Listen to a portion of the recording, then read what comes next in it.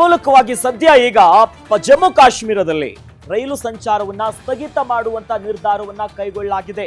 ಸರ್ಕಾರದಿಂದ ಮುಂಜಾಗ್ರತಾ ಕ್ರಮವಾಗಿ ರೈಲು ಸಂಚಾರವನ್ನ ಸ್ಥಗಿತ ಮಾಡುವಂತ ನಿರ್ಧಾರವನ್ನ ತೆಗೆದುಕೊಂಡಿದ್ದಾರೆ. ಭಾರತ ಪಾಕಿಸ್ತಾನದ ಮಧ್ಯೆ ಯುದ್ಧದ ಕಾರ್ಮೋಡದ ಹಿನ್ನೆಲೆಯಲ್ಲಿ ಜಮ್ಮು ಕಾಶ್ಮೀರದಲ್ಲಿ ರೈಲು ಸಂಚಾರ ಸ್ಥಗಿತ ಮಾಡಲಾಗಿದೆ.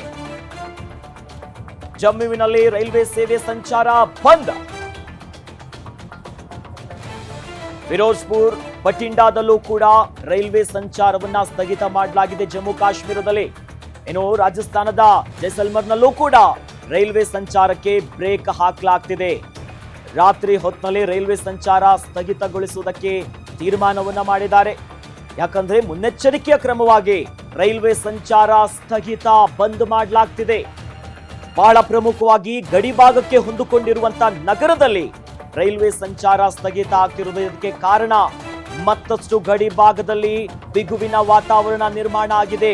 ಹೀಗಾಗಿನೇ ಜಮ್ಮು ಕಾಶ್ಮೀರದ ವಿವಿಧೆಡೆ ರೈಲು ಸಂಚಾರ ಸ್ಥಗಿತ.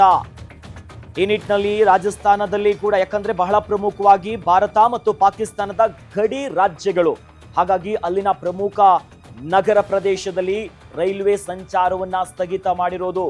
ನಿನ್ನೆ ರಾತ್ರಿ ನೋಡ್ತಾ ಇದ್ವಿ, ಜಮ್ಮು ಕಾಶ್ಮೀರದಲ್ಲಿ ಬಹಳ ಪ್ರಮುಖವಾಗಿ ಯಾವಾಗ ಪಾಕಿಸ್ತಾನದಿಂದ ದಾಳಿ ಆಗ್ತಿದ್ದಂತೆ ಬ್ಲಾಕ್ಔಟ್ ಅನ್ನ ಮಾಡಲಾಯಿತು. ಆ ಹೊತ್ತಿನಲ್ಲಿ ರೈಲ್ವೆ ಸಂಚಾರವನ್ನ ಸ್ಥಗಿತ ಮಾಡಿ ರೈಲ್ನಲ್ಲಿದ್ದಂತ ಲೈಟ್ಗಳನ್ನ, ವಿದ್ಯುತ್ ಸಂಪರ್ಕವನ್ನ ಕಟ್ ಮಾಡಿ ಹಾಗೆ ರೈಲು ಸಂಚಾರ ಸ್ಥಗಿತ ಮಾಡುವಂತ ಕೆಲಸ ಆಗಿತ್ತು. ಹಾಗಾಗಿ ಸದ್ಯ ಮತ್ತಷ್ಟು ತೀವ್ರಗೊಳ್ತಾ ಇದೆ ಈಗ ಪರಿಸ್ಥಿತಿ. ಇದೇ ನಿಟ್ಟಿನಲ್ಲಿ ಮುಂಜಾಗ್ರತಾ ಕ್ರಮವನ್ನ ವಹಿಸಬೇಕನ್ನೋದಾಗಿ ರೈಲ್ವೆ ಸಂಚಾರವನ್ನ ಸ್ಥಗಿತ ಮಾಡೋದಕ್ಕೆ ತೀರ್ಮಾನವನ್ನ ಮಾಡಿಕೊಳ್ಳಲಾಗಿದೆ. ಅದರಲ್ಲೂ ಕೂಡ ಫಿರೋಜ್ಪುರ, ಬಠಿಂಡಾ ಜೊತೆಯಲ್ಲಿ ರಾಜಸ್ಥಾನದ ಜೈಸಲ್ಮರ್ ಸೇರಿದಂತೆ ವಿವಿಧ ಭಾಗದಲ್ಲಿ, ಯಾಕಂದ್ರೆ ಸತತವಾಗಿ ಪಾಕಿಸ್ತಾನ ದಾಳಿ ಮಾಡ್ತಿರೋದು ಗುಜರಾತ್, ರಾಜಸ್ಥಾನ್, ಪಂಜಾಬ್, ಇನ್ನು ಜಮ್ಮು ಕಾಶ್ಮೀರ, ಯಾಕಂದ್ರೆ ಇಂಟರ್ನ್ಯಾಷನಲ್ ಬಾರ್ಡರ್ ಮತ್ತು LOC ಇರುವಂತ ಪ್ರದೇಶಗಳು ಬಹಳ ಸಮೀಪವಾಗಿರುವಂತದ್ದು. ಹೀಗಾಗಿ ಈ ಪ್ರಮುಖ ಭಾಗಗಳನ್ನೇ ಟಾರ್ಗೆಟ್ ಮಾಡ್ತಾ ಇದೆ. ಈ ನಿಟ್ಟಿನಲ್ಲಿ ಬ್ಲಾಕ್ಔಟ್ ಮಾಡುವುದು, ಜನರಲ್ಲಿ ಮುಂಜಾಗ್ರತಾ ಕ್ರಮವನ್ನ ವಹಿಸೋದು, ಹಾಗಾಗಿ ಕಟ್ಟುನಿಟ್ಟಿನ ಕ್ರಮವನ್ನ ತೆಗೆದುಕೊಳ್ಳೋದಕ್ಕೆ ಭಾರತ ಈಗ ಮುಂದಾಗ್ತಿದೆ. ಇವೆಲ್ಲದರ ನಡುವೆ ಸಂಜೆ 6 ಗಂಟೆಗೆ ಬಹಳ ಪ್ರಮುಖವಾಗಿರುವಂತ ಸುದ್ದಿಗೋಷ್ಠಿ ಕೂಡ ಇದೆ.